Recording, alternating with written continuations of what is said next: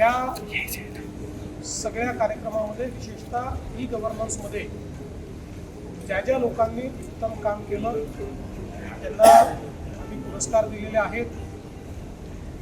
उत्तम डिपार्टमेंट्स, उत्तम सेक्रेटरीज, उत्तम कमिशनर्स, उत्तम पोलीस कमिशनर्स, उत्तम SPs, त्याचप्रमाणे वेगवेगळे कमिशनरेट्स, अशा सगळ्या कॅटेगरीजमध्ये ज्यांनी चांगलं काम केलं आहे त्यांचा आज आम्ही सत्कार केलेला आहे. विशेषतः HRच्या क्षेत्रामध्ये या 150 दिवसामध्ये खूप चांगलं काम झालेलं आहे. जवळपास सगळ्या विभागाचे नवीन आकृतीबंध तयार झालेले आहेत. रिक्रुटमेंट रूल्स नव्याने तयार झालेले आहेत. HR सिस्टीम सुद्धा राहिले आहेत. 40,000 लोकांचं प्रमोशन हे आपण त्यानिमित्ताने करू शकलेलो आहे.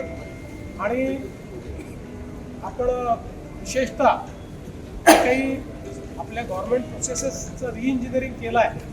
त्यामुळे लोकांना लागणाऱ्या ज्या 90% सेवा आहेत त्या सेवांमध्ये आता आपण अर्जामधल्या फील्ड्स 40% कमी केले आहेत, डॉक्युमेंट्स 50% कमी केले आहेत, त्याला लागणारा वेळ हा अगदी नगण्य केलेला आहे.